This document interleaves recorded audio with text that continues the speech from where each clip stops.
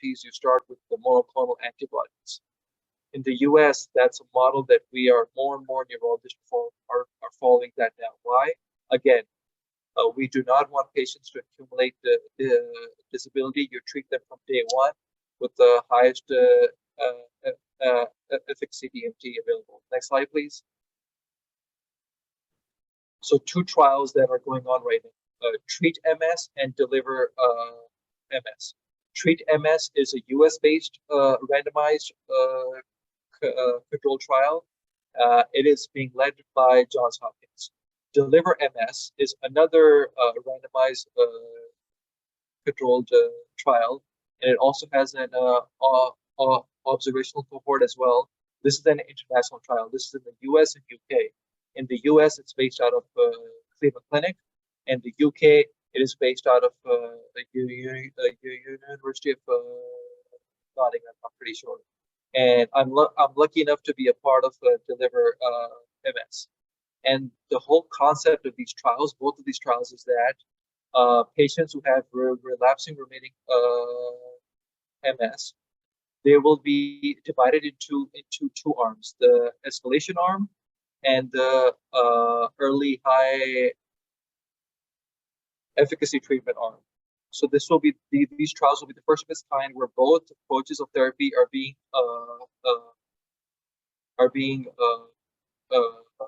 applied directly, because a lot of times we hear right now that, oh, you know, with platform therapies our patients do well.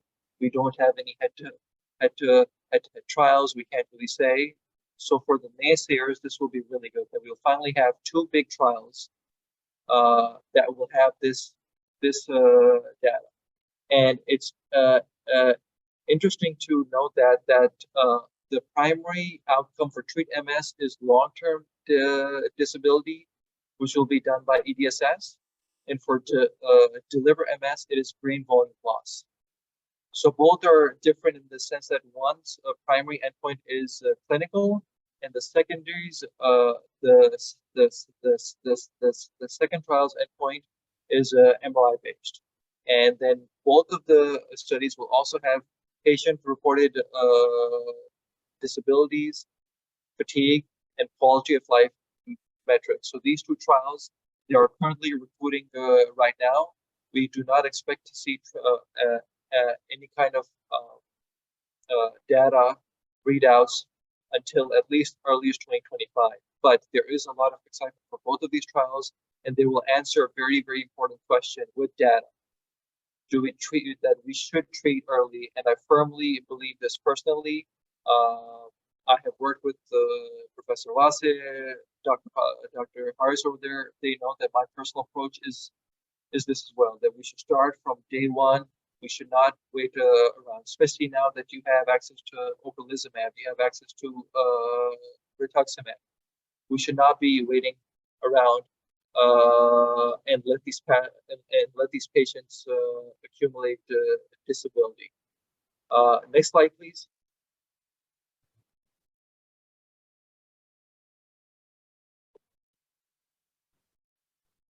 All right. Okay. So I did want to briefly touch on. I don't have much time, I believe, but I did want to briefly touch on that. Beside these 2 trials, which has a lot of excitement amongst the MS neurology community, there is another class of drugs that will be coming into the MS treatment space, and these are BTKI drugs, or Bruton tyrosine kinase inhibitors. And this is a molecule, this is a protein, this is a family of enzymes that we are aware of. They have an important part in the down regulation of the inflammatory cascade within the B cells and the myeloid cells.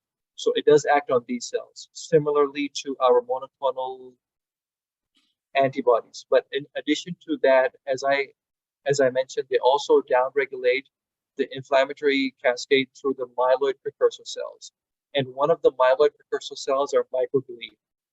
And microglia, we know, play an important role in remyelination. So there's a lot of excitement that this molecule will have a role to play in remyelination. And why is that so? Because like I mentioned, it acts on the myeloid precursor cells and then indirectly acts on the microglia. And a few of these molecules are seen as penetrant, meaning they will be crossing the blood-brain barrier. And that's why they will be acting directly on the microglia. All of the other DMTs that we have currently in our market, majority of them, almost all of them, do not cross the blood-brain barrier. They all act in the periphery. Natalizumab has some indirect CNS effect, but really no one directly crosses the blood-brain barrier except for the sphingosine 1-phosphate receptor modulators, which is fingolimod, but that does not cross the blood-brain barrier. The second generation S1PRs, of which there is siponimod, ponesimod, and ozanimod. These three, in theory, act on S1P5, and S1P5 is present on microglia. So in theory, we think that the second generation S1PRs potentially do cross the blood-brain barrier, but there is no data to suggest that, and we do not know what that means clinically. So again, the excitement for the BTK molecule is that based on its mechanism of action, we know that it will have a direct effect on microglia. Microglia has a very important role to play in remyelination. And it is a CNS penetrant. It crosses the blood-brain barrier.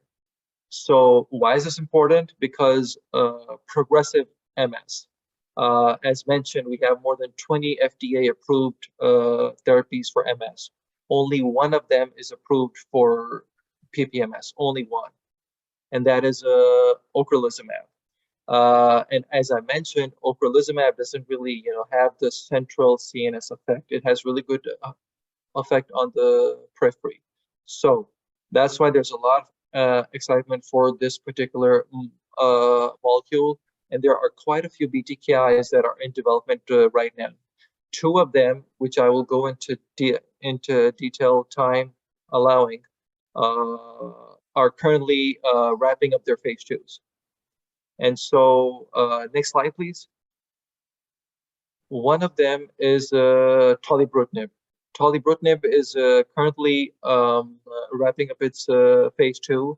And as you can see over here, they are focusing on progressive MS, both the secondary progressive MS and primary progressive MS as well. And both of them, the control arms will be placebo. So there's a lot of excitement for this. Some abstracts were presented at Paktrims this year. So as more data comes out, we will have to see what kind of effect it has on progressive MS. Interestingly, there were some safety signals that came out from this. Tolebrutinib apparently has some hepatotoxicity. So they did stop enrolling for this trial in the US because of that concern. I think they stopped it for a few months. I think now they've started recruiting again. But that safety signal did come up. But all of those hepatotoxic cases, they were reversible, and no deaths were reported. So again, there's a lot of excitement for this molecule. Next slide, please. And then I don't want to go over this. I don't have much time, so I want to go over next slide, please. There should be a slide for evobrutinib. Next slide, please. Yes, so over here, I did want to lay on this is that, so over here we have all of the BTKIs that are currently either in phase 2s and or phase 1s. Over here you can see that tolebrutinib is a brain penetrant, so is evobrutinib, and so is orelabrutinib. 2 minutes, right? Okay, thank you. So again, I just want to make a point over here that 3 of the BTK molecules are CNS penetrants. So that's why there is a lot of excitement for this molecule. Next slide, please. I do have some more details for the audience, which Professor Vase, Dr. Harris, you can share with them so they have this with them. I broke down what the trial details are, what exactly they are looking at, and what the endpoints are, so that you can have a pretty good idea of what's happening. Interestingly, since it's a CNS penetrant, it's not only being looked at MS, it's also being looked at myasthenia gravis as well. So there is a lot of excitement for this. To really wrap things up, BTKIs, there's these will be the first of its kind of molecules to be used in MS. Given its mechanism of action, there's real hope that this drug will have a role to play in progressive MS, because we only have ocrelizumab right now that has that indication. And to wrap up the two trials, escalation therapy, induction therapy, you have access to really good DMTs now. You have access to ocrelizumab. I would highly encourage you, indulge you to please, for your patients, use those drugs on day one. As soon as you diagnose your patients, do not wait around, do not waste time, put them on the B-cell depleters right away, because they do a really, really good job of really halting the inflammatory phase of that disease. When it comes to GAD-enhancing lesions, 95% of those lesions compared to teriflunomide from their phase 3 trials were gone. T2 lesions, almost 80% gone. CDP was much more significantly slowed. So really, for our patients, we really should start on these DMTs from day one. Thank you very, very much. And I hope I didn't take up too much of your time over time. Thank you. So much, Dr. Burhan. It was an excellent talk, and thanks for finishing in time. I think we can take the questions for Dr. Burhan now, because he's awake in US. So, Dr. Burhan, are your center involved with one of these trials? Professor Vase, I am involved with the Deliver MS. So I'm not only recruiting patients, but I am also on the patient safety advisory committee, and I'm part of the steering committee as well. So I have been involved with this trial since day one in its planning. Because now we have a number of MS active centers in Pakistan. So maybe in future that we could also participate in one of those trials. So if you are involved in future trials related to MS, I think it would be good to have data from Pakistan and other parts. Thomas is from India. He is also active in trials. So maybe we could have patients enrolled from this part of the world too in future trials. Professor Vase, that is a great idea. You said if you could involve Pakistan, if you could involve, you said, I believe, Dr. Mathew from India, a similar setup. I'm pretty sure that ocrelizumab is available over there as well. We could easily do something where we set up is that, patients who are diagnosed, we start them on this high efficacy therapy from day one, and then we follow them over time, and we can easily compare them retrospectively from the patients you already have. So a really good idea. I would be all for it. Okay, thank you.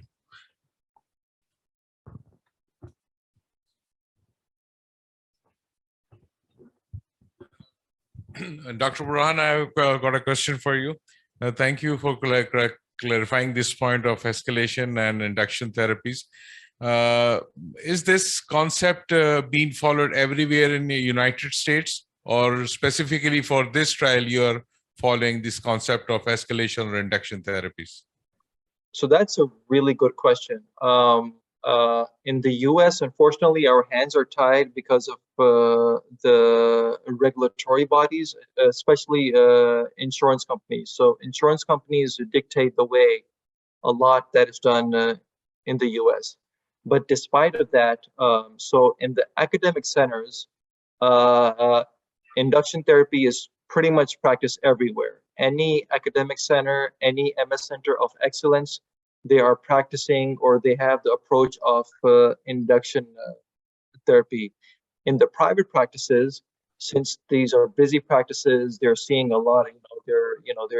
They're seeing neurology across the board. They have to focus on so many diseases. Escalation therapy is an approach that is practiced more, especially because of medical legal reasons as well. Because some of those drugs, as you're aware, alemtuzumab, it has a pretty significant safety profile. Natalizumab, it comes with the PML. So over there, it is an issue. But over there in the private practices, rituximab and ocrelizumab, if you see their safety profile, they're pretty safe drugs. Rituximab has no PML case. Ocrelizumab, I think worldwide has 12 or 13, despite how much it's used. So yes, to answer your question, in the academic world, MS centers of excellence, induction therapy is pretty much used everywhere. But in the private world, escalation therapy is used more. But hopefully, with these two trials, with the data that it will show, insurance companies and regulatory bodies will be forced to approve induction therapy across the board.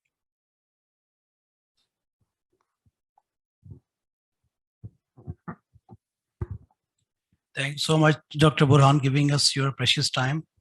Thanks. Thanks. We'll proceed to the next speaker. Our next speaker is Dr. Thomas Mathew. He's MD and DM from Bangalore. In fact, he remained the best graduate and outgoing student from NIMHANS, Bangalore. He has special interest in MS, epilepsy, and stroke. He's author of above 100 national and international journals from India. And he's the founder member of the Forum of Neurologists Against MS. So he would be talking about the review of 14 disease-modifying therapies in MS. It would be a virtual presentation again. Thank you, sir, for that wonderful invitation. It's a great pleasure and delight to talk in this Paktrims. And it is all credit goes to Professor Mohammed Wase, who has invited me when we were in Netherlands, Amsterdam, for the Paktrims. And I know Professor Mohammed Wase for more than 10 years. We meet in various meetings. So I thank Sal for that. And shall I share my screen? Or you will share from your side? Okay, I'm sharing. Hope it will. Are you able to see that? Yes. We'll just check the view show is working, or I will go to the. Is the slides moving now?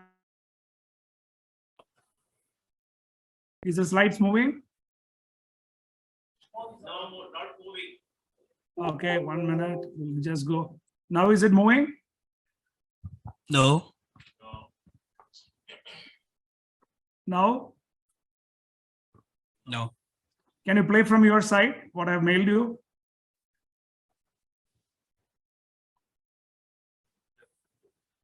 Can you just play from your side and give me the control? In a few minutes. Is it possible?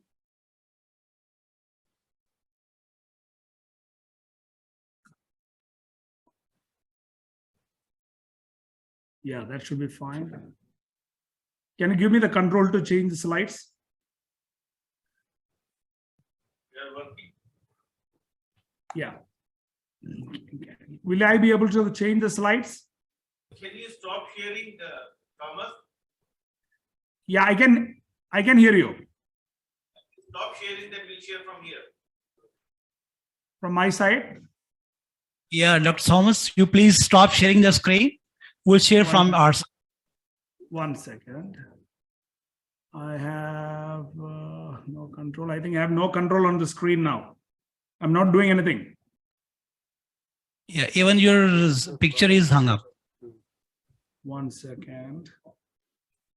1 second. I will just see.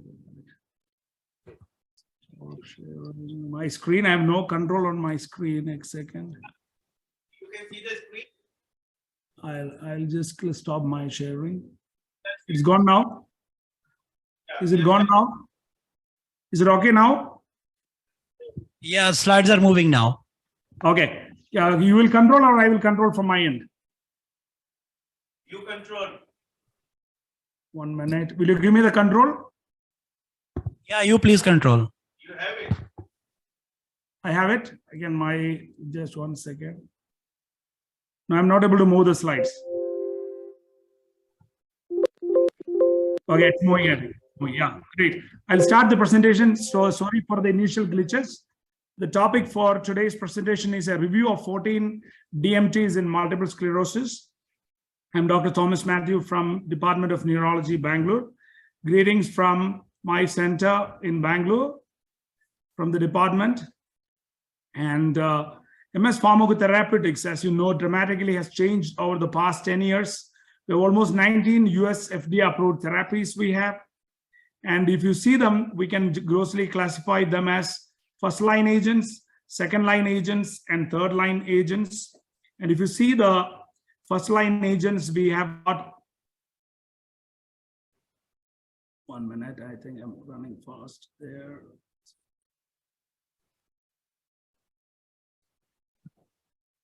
The first-line agents we have, or the platform therapies, we have glatiramer, interferons, dimethyl fumarate, and teriflunomide. The second-line agents, we have fingolimod, natalizumab, ocrelizumab, and ofatumumab. And we have rituximab, which we use a lot in the country, and it is off-label as of now. And then we have the third-line agents, which is alemtuzumab, cladribine, mitoxantrone, cyclophosphamide, and BMT. In this talk, we will not be seeing much on mitoxantrone, cyclophosphamide, or BMT. We will concentrate on other routinely used multiple sclerosis medications. If you see interferons and glatiramer, they are mainly immunomodulatory, while all others are immunosuppressive in various degrees. And the first line or the platform, interferons and glatiramer acetate are injectables, while dimethyl fumarate and teriflunomide are oral preparations. So the second line and third line, the margins are a little blurring, as Dr. Burhan had well said. Most of the centers, we have more going towards an aggressive strategy. And when you go for an aggressive strategy, we may go for natalizumab or a rituximab based on the patient's condition. If it is more aggressive disease, we go for an natalizumab and then followed by maybe rituximab later. Or if they're not affordable for natalizumab, we go for rituximab much early in the course. So this differentiation between first line and second line is not that distinct now. And with the awareness that an early treatment with a good efficacy drug has much effect in future, much to help you in future. So most of the centers are changing to an induction approach, especially the academic centers. And then we have the other molecules like alemtuzumab, cladribine, and BMT.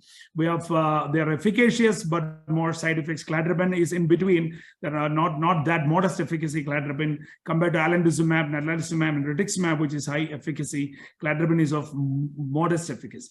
And because alemtuzumab, cladribine are given in a few days, in a year, and then second year few days, and then it is just we followed up the patients. So they are called the pulse immune reconstitution therapy. How to choose a DMT? There is no proven way to choose the best DMT for an individual patient, but it depends on the aggressiveness of the disease, efficacy, side effects, and route of administration, availability in your place, cost and insurance coverage, experience and comfort of the treating physician, and preference of the patient. And as you see,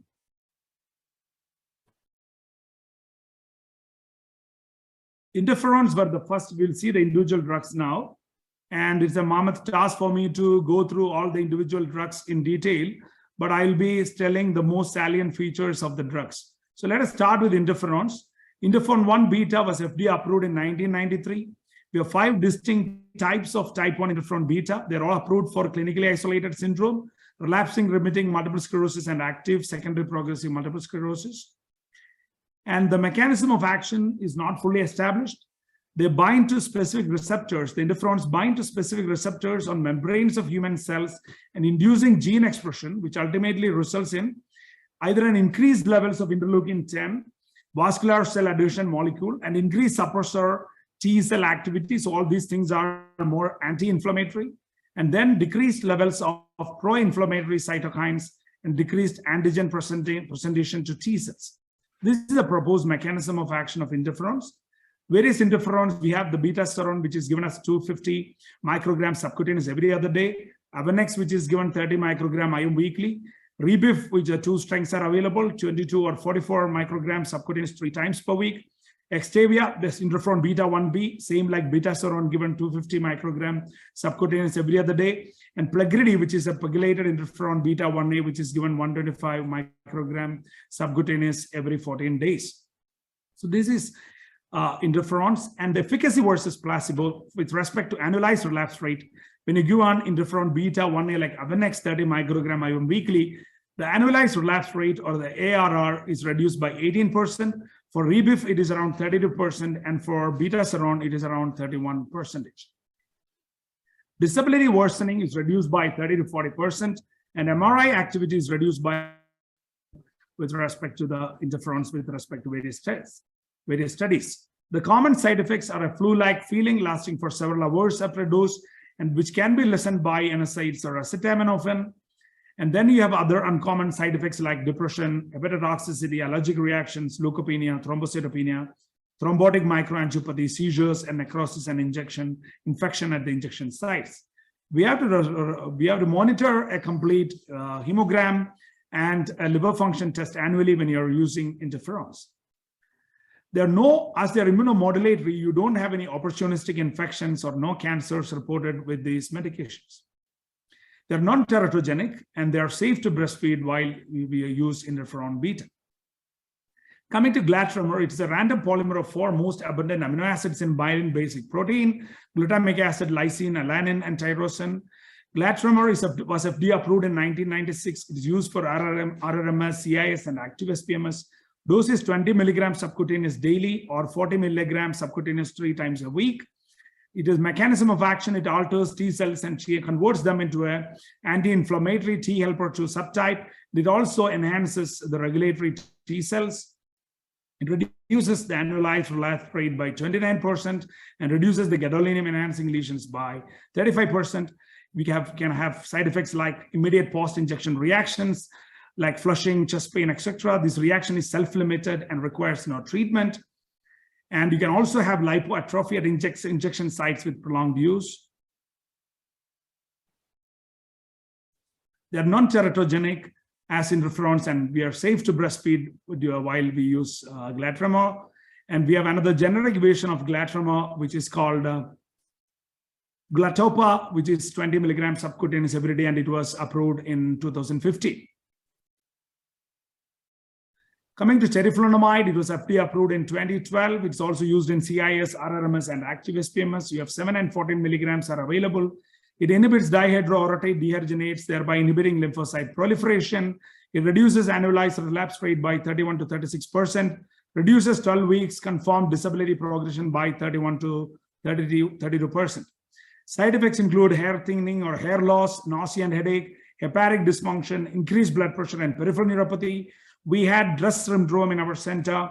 We have pleuritis and peritoneal effusion, and like a DRESS syndrome also with teriflunomide. So you can have pyrexia of unknown origin. You can have rare side effects with teriflunomide. So be careful with teriflunomide. It is teratogenic in animals, so it is contraindicated in pregnancy. Males and females in reproductive age groups who are not using effective contraception, teriflunomide is contraindicated. And if somebody is on teriflunomide and wants to become pregnant, you have to remove the teriflunomide from the blood, and that is by using cholestyramine or activated charcoal. And you have to give an 11-day course of, sorry for that, I'm not having much control on the slides. Okay, you can give either activated charcoal 15 gram twice a day, or cholestyramine 4 gram TID, or cholestyramine 8 gram TID, and that then in 11 days, the teriflunomide will be eliminated from the blood. And this is the elimination procedure when you use teriflunomide. Dimethyl fumarate was approved in 2013, It is also approved for CIS, RRMS, and active SPMS. Dose is 120 milligram twice a day for 7 days, followed by 240 milligram twice a day. And it acts through activating the NRF2 pathway in humans, which is a key factor in cellular response to oxidative stress. It reduces ARR by 44%, bar 53% in various studies, and confirmed disability progression by 21 to 38%. It improves and reduces the gadolinium enhancing lesions by 74 to 90%. The common side effects: flushing, which can be reduced by administering a non-entry coated aspirin 30 minutes before intake of the dimethyl fumarate, or take with food, also known to reduce the flushing. You can have GI disturbances like diarrhea, nausea, and abdominal pain. It can also cause hepatotoxicity, lymphopenia, herpes, and progressive multifocal leukoencephalopathy. Dimethyl fumarate is contraindicated in pregnancy and breastfeeding. And there is a newer version of dimethyl fumarate, which is called deroximel fumarate, which was FDA approved in 2019, which has less GI side effects. It produces same active metabolite as dimethyl fumarate. Initial dose is 231 milligram orally twice a day for 7 days, and the maintenance dose is 460 milligram orally twice a day. Coming to sphingosine 1-phosphate receptor modulators, first approved was fingolimod in 2010. It is approved for CIS, RRMS, and active SPMS. It's only the only oral drug which is approved for pediatric patients with RRMS above age of 10. The other drugs which are approved recently are siponimod. It is for SPMS, which is 2019 approval. We have ozanimod in 2020 and ponesimod in 2021. And then they all act through the sphingosine 1 receptors. The sphingosine 1-phosphate receptors on the surface of the lymphocytes. These molecules bind and modulates them, and this results in trapping of the lymphocytes in the lymphoid tissue. These molecules also interact with the S1P receptors on the oligodendrocyte neurons and astrocytes and enhance the remyelination capacity. So they have some disease modulation action other than immune suppressant action. And the mechanism of action, the fingolimod act through S1P receptors 1, 3, 4, and 5, while siponimod acts through 1 and 5. Ozanimod 1 and 5, while ponesimod acts through sphingosine 1-phosphate receptor 1. Reduces annualized relapse rate with 50%, confirmed disability progression by 30%, and gadolinium enhancing lesions by 38%. Fingolimod can cause bradycardia and conduction blocks, so ECG prior to and after 6 hours of administering fingolimod, hourly pulse and BP at least for 6 hours after the first dose of fingolimod. And then you have to have an adequate baseline ophthalmological evaluation, as the risk of macular edema is there, especially those with diabetes mellitus and uveitis. So baseline, and you have to repeat 3 to 4 months after the treatment initiation. A lot of side effects are associated with fingolimod. We have a herpes simplex encephalitis reported, varicella zoster, Kaposi sarcoma, cryptococcal meningitis, atypical mycobacterial infection, PML risk in 1 in 12,000. After 2 years, this risk may go up to 1 in 5,000. Unlike natalizumab, you don't have any risk mitigation strategies, as there are no markers to predict PML risk with fingolimod. Rare side effects like Press syndrome, cutaneous malignancies, basal cell carcinoma, melanomas, and lymphomas are associated with fingolimod. So we have to be careful with fingolimod. And there is a risk of rebound MS activity with fingolimod, as with you see in natalizumab. These are the two molecules. When you stop, you have a rebound MS activity. Fingolimod dose is 0.5 milligram per day. Siponimod, you need to do as cytochrome 2C9 genotype. If genotype is 1/3 or 2-3, you have to give 1 milligram per day. And if the genotype is 3/3, it is contraindicated. In all other genotypes, it's 2 milligram per day. While ozanimod dose is 0.92 milligram per day. This site I have written, the assessdata.fda.gov, it's a very good site where you can know about the dosages and side effects for any drug. And you can see, for example, for ponesimod, how to start day 1, you have to give 2 milligrams, slowly up on 3 and 4 days, 3 milligram. So there is a way to titrate these drugs, and which better to start the drugs. Please refer to the data, the guidelines, and please do accordingly. The S1P receptors are contraindicated in myocardial infarction, unstable angina, stroke, TIA, decompensated heart failure, second and third degree AV block and 6 sinus syndrome, they are contraindicated. So always do a baseline ECG and check for the cardiac risk factors and history of any cardiac disease. They are contraindicated in pregnancy, and live attenuated vaccines should not be given as with any other immunosuppressive treatment. We have to give it before 4 weeks if you're giving any live attenuated vaccines. Cladribine was FDA approved in 2019. If you choose cladribine after you get a suboptimal response to a platform therapy, it is approved for RRMS and active SPMS. Cladribine impairs DNA synthesis and causes cytotoxic effects on B and T lymphocytes. It is given as a total course of 3.5 milligram per kg over 2 years, 1.57 milligram per kg first year, and again 1.75 milligram per kg second year. Each year you give 2 months, first month and the second month, with a gap of 23 to 27 days apart. And you give 4 to 5 days of cladribine based on the weight. The dose of cladribine is calculated. And then you may have to give 4 to 5 days around 40 milligram or 50 milligram or 60 milligram based on the weight of the patient. And the first cycle you repeat the same, and second cycle you repeat the same. So it usually around 4 to 5 days based on the dosage calculation, and then repeat it after 1 year. So that's how you give cladribine. So the annualized relapse rate reduction with cladribine is 58%, and 3-month confirmed disability progression was not statistically significant with cladribine in the Clarity trial. Contraindications are pregnancy, lactation, active malignancy, and as usual, live attenuated vaccine should not be given within 4 weeks. It should be given before 4 weeks of cladribine. Coming to natalizumab, which was FDA approved in 2004, removed in 2005 when PML was reported. Again, reintroduced in 2006 based on the risk evaluation and mitigation strategy because it's a very highly efficacious molecule. It is approved in CIS, RRMS, and active SPMS. It binds to alpha-4 subunit of alpha-4 beta-1 integrin. It blocks binding of this integrin to the endothelial VCAM receptors. So it prevents the migration of the lymphocytes into the brain. It also blocks the alpha-4 positive leukocytes and prevents their interaction with fibronectin and osteopontin, and that's thus preventing inflammation in the brain parenchyma. Tysabri or natalizumab is given 300 milligram IV infusion every 28 days. And it's a highly effective and well tolerated by patients. The patient have a feel that they are being better when you give natalizumab. And if you see the AFFIRM study where natalizumab was compared to placebo, there was a 68% reduction in annualized relapse rate. And in the highly active group, there was an 81% reduction in relapse rate and 40 to 50% reduction in disability progression and 53% to 64% reduction in disability progression in the active group. The annualized relapse rate reduction with Tysabri is around 68%. As we have just told, there is a reduction in accumulation of new or enlarging T2-weighted hyperintense lesion to the tune of 83% and reduction in gadolinium enhancing lesion for a period of 80 to 92%. The PML risk is the greatest problem with natalizumab. And also there is a type of infection by the JC virus on the granule cells, which is called the granule cell neuronopathy, which presents with ataxia and cerebellar atrophy.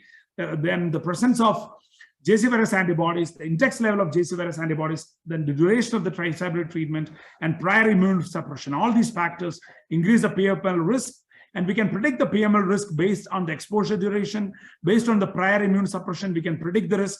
If you keep by and large the Tysabri course to 6 months and below 2 years, the risk of PML is pretty less in this group of patients. There is an extended interval dosing with natalizumab every 6 weeks, which is supposed to reduce the risk of PML without increasing the activity of the MS, the efficacy. We had recently published the real-world multi-center study on efficacy and safety of natalizumab from India, which was a 12-year study from multiple centers in the country. And we found that Tysabri was well tolerated with no PML reported. And most of us use Tysabri anywhere between 6 months to 1 year, maximum 2 years. And then we switched to one of the B-cell strategies like rituximab, and that's what we follow in the country.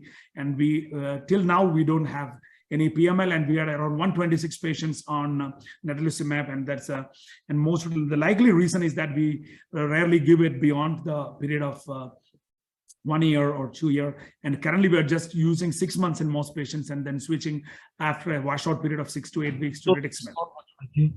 Coming to B-cell strategy, the B-cell strategy, we have 4 important molecules. One is rituximab, which is a chimeric, and we have experience with rituximab and MS from 2015. The Swedish have experience much before, maybe from 2012 or much beyond that, before that. And then we have ocrelizumab, which is humanoid, ofatumumab, which is human, and ublituximab, which is chimeric. They act on various epitopes of CD19-20 and causes B cell depletion by antibody-dependent cell-mediated cytotoxicity, complement-dependent cell-mediated cytotoxicity, and apoptosis. And this is the way they cause B cell depletion. And the first trial, which is called the Hermes trial by Hauser et al., showed that a 1 gram rituximab 2 weeks after 1 gram was hugely effective in reducing the gadolinium enhancing lesion to the tune of 91% when compared to placebo. And a single infusion of rituximab 1 gram 2 weeks, 1 gram after caused a significant reduction in enhancing lesions for 48 weeks, starting from first few weeks and becoming the maximum efficacy by 12 weeks. And that action was sustained over 48 weeks. And this was the first study showed that B cell therapy was efficacious. And the problem with B cell is a first infusion reaction, which occurs to the tune of 78%. But we know that with our experience, when you give the rituximab as a slow infusion over 8 to 12 hours, we can prevent these reactions and pre-medicate with a paracetamol and an antihistamine and a small dose of methylprednisolone of 125 milligram 1 hour before the infusion can prevent these infusion reactions. So it is, and there are a lot of studies have come with rituximab, like in 2018 from Sweden, comparing rituximab with other treatment choices, and they found that rituximab was much superior to all other DMTs in their study. And it was not an RCD, but it was a retrospective study which found that rituximab was superior to all other DMTs in their cohorts. And when compared to injectable DMT and dimethyl fumarate, with borderline significance when compared with natalizumab and fingolimod. The county where rituximab constituted the main initial treatment choice displayed better outcomes in most measured variable. And collectively, they told that their findings suggest that rituximab performs better than other commonly used DMTs in patients with newly diagnosed RRMS. We published our rituximab data last year and efficacy and safety of rituximab in MS. And we found that the B cell strategy was highly effective in developing in resource-limited settings. And then it was, patients had good, receiving this treatment, and our dosages varied between the type of MS. For a mild MS, we used to give 500 mg every 6 to 8 months, and some people we used to give every year 500 mg. And for a moderate active MS, we used to give 1 gram and 500 mg every 6 months. And for a PPMS who are pretty bad, we used to give a higher dose of 1 gram 2 weeks, 1 gram apart, and every 6 months 1 gram. So this paper describes all those strategies, and we can read later. And then now recently there is another study which was published in Lancet, again from the Swedish group called Refund MS. It's an RCD where rituximab was given as 1 gram followed by 500 mg every 6 months, and it was found superior to dimethyl fumarate in preventing relapses over 24 months in patients with early remitting multiple sclerosis. So this is an RCD which has come from Sweden. Ocrelizumab, FDA approved in 2017, supposed to be less immunogenic than rituximab, but there also occurs infusion reactions in ocrelizumab, and it binds more avidly to CD20, more of antibody-dependent cell-mediated cytotoxicity than complementary-dependent. In the OPERA 1 and 2 trials, ocrelizumab was compared with interferon 1 beta 1A. Annualized relapse rate was reduced 46 and 47%. 12-week confirmed disability progression by 40%, reduction in gadolinium enhancing lesions by 94 and 95%. And this is the oratorio study where in PPMS, ocrelizumab was tried again, placebo at 600 milligram every 6 months, and ocrelizumab reduced EDSS progression by 24%, and worsening of time to 25-foot walk was reduced by 25%. And ocrelizumab was approved in PPMS in that 2017 after this study, and it's also approved for CIS, RRMS, and active SPMS. And ofatumumab, which has come recently, is a subcutaneous injection. It can be self-administered, unlike ocrelizumab and rituximab, you have to come to the hospital for infusion, while ofatumumab can be subcutaneously injected. It is up to FDA approved in 2020. It is given 20 milligrams subcutaneous monthly. And in the Asclepios 1 and 2 study, where ocrelizumab was compared with teriflunomide 40 milligram, it was found that in all parameters like annualized relapse rate, then confirmed disability worsening at 3 and 6 months, and then the new enhancing lesions, ofatumumab much superior to teriflunomide with almost 93.8% to 97.5% reduction in gadolinium enhancing lesions. So now coming to alemtuzumab. Alemtuzumab is a third line. It is given if 2 or more DMTs fail. The advantage of alemtuzumab is highly efficacious, and it is a finite treatment or a pulse immune reconstitution therapy. Dosage is 12 milligram per day for 5 days in the first year, 12 milligram per day for 3 days in the second year. And around, yeah, 2 more minutes. I'll just last few slides. 55% of the patients requires only the initial 2 courses of alemtuzumab, but 30% may need a third course, 12% may need a fourth course, 2% may need a fifth course, and 1% may need a sixth course. Alemtuzumab, we have infusion reaction, thyroid dysfunction occurs around 42%, ITP in 2%, Goodpasture syndrome, melanoma, and thyroid cancer in 0.3%. Another problem with alemtuzumab is infusion-related stroke. So we have a black box banning by FDA, and we have to monitor monthly CBC, serum creatinine, and urine analysis, and thyroid function test every 3 months when you use on alemtuzumab. So if you see all the therapies which we have described, the platform therapies, interferon glatiramer around 30% or a modest efficacy, DMF and fingolimod, again modest efficacy, while rituximab, ocrelizumab, natalizumab, and alemtuzumab are high efficacy. And if you balance the risk and benefit, I think the B-cell strategy becomes superior, and it is one of the most important strategies in managing MS. And rituximab appears an important strategy in developing countries because of the available of generic brands and compliance. And also the B-cell strategies are good for MOG and other NMO spectrum disorders, which are common in these countries. So that becomes a hugely effective strategy for developing countries. Final decision is by discussion with the patient, physician, and the available facts, and then make a collective decision on treatment. Thank you for your patient listening. I once again thank the organizing committee of Paktrims, and my regards and gratitudes to Professor Mohammad Wasif for inviting me to give this talk. Thank you once again. Thank you so much, Professor Thomas, for the excellent talk. Now we'll take some questions. Many of these medications are available, and what is how often you use rituximab as compared to other medications? And what's the cost of rituximab in India? So we have almost our 80% and more patients are on rituximab. Especially our center, we have an MS clinic, and we were the first to start rituximab in the country in 2015. We have around 250 plus patients of MS on rituximab. And then most of our patients, because our rituximab, we have the generic brands for various companies. The cost of rituximab in our country is just, you can calculate to be $200. Even US, we have the $200. In Indian rupees, we give for 15,000 rupees, 500 milligram. For 1 gram, it will be 30,000 rupees, but it is just, you can see that you give once in a year, your cost is just comes to around, maximum will come to around $500 for a year. So it may be less than that, because even if you directly buy from the company, you get for even 8,000 rupees. So you may get for even $100 or $120, you get 500 milligram of rituximab for us. And our infusions are just given in the first infusion, we admit, and then give a slow infusion after the adequate pre-medications over 8 to 12 hours. After that, we give over 6 hours. So the reactions are not anaphylaxis. It is a cytokine release reactions because the lymphocytes are acted on so fast. And so that's why the first infusion reaction, be careful. After that, if the CD19-20, if you monitor, we try to keep it below 1%. So when the CD19-20 is below 1%, you don't have much lymphocytes, so your infusion reactions are much less.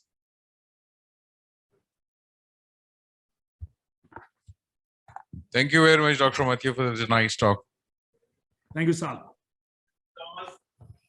So we will sum up this. This was a session of 2 hours, and I hope everybody enjoyed and listened to the talks. The first talk was by Dr. Wase, and that was the importance of epidemiology of multiple sclerosis in this country, bringing in the importance of research and utility of research in multiple sclerosis in this country, because we don't have figures. If we don't have figures, we don't know how much patients are suffering.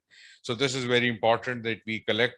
We have a registry nationwide, and we can have our presentations of MS that we come across in our hospitals, in private sectors and public sector.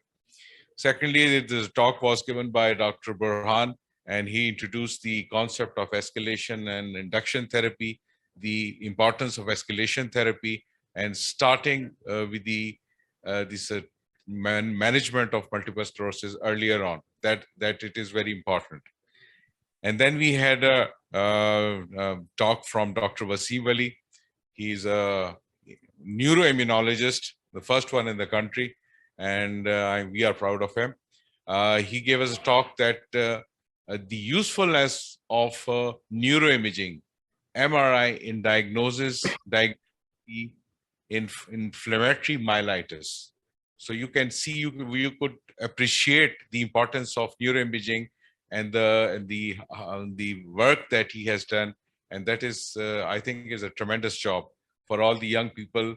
The importance of neuroimaging you cannot forgo. Even if you don't have a good lab, a good neuroimaging technique would benefit from that. And lastly, Mathew gave you an elaborate description of all the oral and the injectable disease-modifying therapies, their importance, their side effects, and how they can be given. And sometimes in your settings, in our settings, we can change the things. We don't have to follow the European or the United States kind of a therapeutic thing. We can always change. We can circumvent things. We can change therapies. We can use the lower dosage. So he gave us this concept that you have to do according to your circumstances, your finances, and your geographic things. So genetics is, again, there's going to be a real important factor in the therapeutics of the multiple sclerosis. And I think with this, we end this session. Over to you, Dr. Thank you, Chair, Professor Dr. Mazabacha, and other co-chairs, and special thanks to all the speakers. We will have tea break now for 15 minutes. We will start with session 2 at 11:45 sharp. Thank you.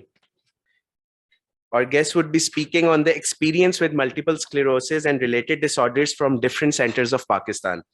To chair this session, I would like to invite Professor Muhammad Wase, who definitely does not need any introduction, but for people who don't know him, he is a professor of neurology at Aga Khan with several national and international awards for educational, research, and advocacy activities.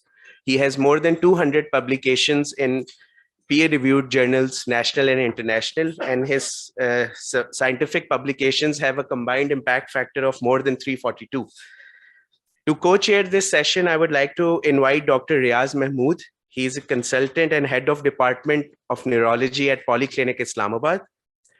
And I would also like to invite Dr. Mansoor Iqbal Chaudhry. He is Assistant Professor of Neurology from Pakistan Institute of Medical Sciences with more than 15 years of experience in neurology.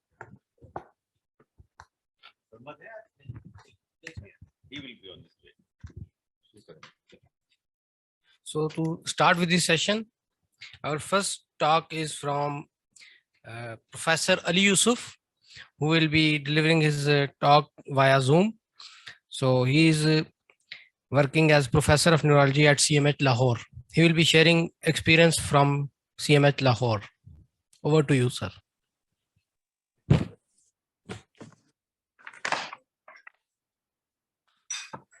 Assalamualaikum. I am Professor Ali Yusuf. I am a professor of neurology, and I am working at CMH Lahore. That's a combined military hospital, Lahore, and it's a tertiary care hospital. I'll be sharing my practical experience of immune-mediated disorders that basically include MS and related disorders in the last 1 year. So in this group, we have actually 4 disorders. Number 1 is multiple sclerosis. Number 2 is NMOSD. Third one are basically anti-MOG-related disorders. And the 4th one is CNS vasculitis. In last 1 year, I encountered 10 patients of multiple sclerosis. And most of the patients, they presented with transverse myelitis and optic neuritis. Primarily in all patients, I have a good experience of using Ocrevus as ocrelizumab, preceded by high-dose steroids for acute relapse. My experience with Ocrevus was very remarkable. Most of my patients, if you can play the next slide, you can see that from patient 1 to patient 6, they improved, their EDSS improved markedly from 7 to 4, 8 to 3.5, 5.5 to 1.5, along with their OCT related functions that showing that their vision also improved. Patient number 7 and 8, they remain static in spite of Ocrevus. So probably I believe that either I was late in starting Ocrevus or the patient had already developed secondary progressive MS. One of my patient number 10, as you can see, that is to start with, his EDSS was 6, and after 1 year of treatment, his EDSS actually worsened, and later on I sent this patient to bone marrow transplant for stem cell transplantation and their opinion as well. So my practical, in a nutshell, my experience with aggressive MS or mild MS or moderate MS, in all patients, I actually used Ocrevus. I had got a very good result of Ocrevus in that case. I had got around 6 to 7 patients of NMOST, 3 were antibody. In NMOST, can you place the next slide? In NMOST, I was more aggressive, starting with steroids, followed by plasma exchange. And for immunotherapy, I didn't only use rituximab, I fueled it with cyclophosphamide to get a better response. This is the next slide, please. It shows that I have got 7 patients, and apart from one patient, that was a patient number 5, who was refractory to the treatment. Most of the patients, they improved power on power grade of from 0 to 3/5 in the first patient, and in the last patient number 7, the power was 3/5 to 5/5. In the refractory patient number 5, I am thinking of starting bortezomib, that is a proteasome inhibitor, because most of the CD19 and eculizumab, the treatments are not available. So in my opinion, if we diagnose an NMO disorder, we have to be more aggressive, and a combination of immunotherapy consisting of cyclophosphamide and rituximab to start with, it works more well than using either cyclophosphamide or rituximab. I have got, next slide please. I have got 2 patients of anti-MOG disorder. Anti-MOG, as you all know, is a mild disorder, and most of the patients, they improve even with steroids. One patient was antibody positive, so I gave him rituximab. He presented with transverse myelitis and optic neuritis, and now he's walking about. The other patient has only optic neuritis, and I only maintained him on steroids, and both patients show a good response. My plan is to continue rituximab for at least 2 years. That's a 6-monthly injection. So I am, can you place the next slide? CNS vasculitis. I have good experience of CNS vasculitis in last 1 year. I have got 5 patients of CNS vasculitis. Unfortunately, one of my patient died because the patient was received in a very critical state. Most of the patients, they presented with headache and seizures or hemiplegia, and especially the patient number 4, he improved a lot, and now he is on maintenance immune treatment. One patient number 2, he has been started on Celcept, that is a mycophenolic mofetil, but most of the patients, they show a good response, except patient number 5. In most of the patients, like patient number 2 and patient number 3, I tried steroids, cyclophosphamide, and rituximab because they had a very aggressive headache and aggressive sort of a hemiplegia. So they were not responding only to steroids and plasma exchange. So my take-home message for most of our colleagues is that we should be more aggressive when we diagnose any autoimmune CNS disorder like MS or para'immune disorder, and we should start with a more aggressive treatment rather than resorting to interferons, and then when the patient enters into a secondary progressive stage, and then we say that no, this is not the time that we start Ocrevus, because initially, if we treat more aggressively, the response is very good, and if we treat with minor treatment like interferons or glatiramer acetate or dimethyl fumarate, the response is not good. So my experience with Ocrevus and rituximab in cases who are basically NMO or anti-MOG disorders, it appeared to be very good. Thank you very much.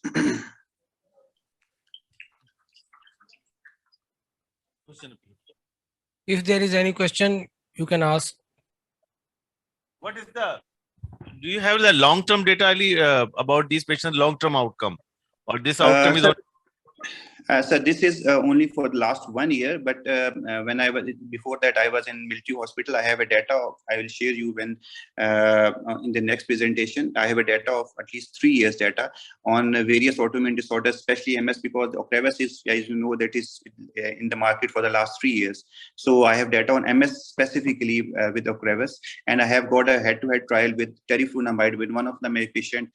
2 to 3 patients, my patients, they actually opted for oral treatment, but still found that Ocrevus is more superior to even oral drugs. Okay, good. Thank you. So, Thank you. Thank you, sir, for a very sharing your experience in an elaborate way.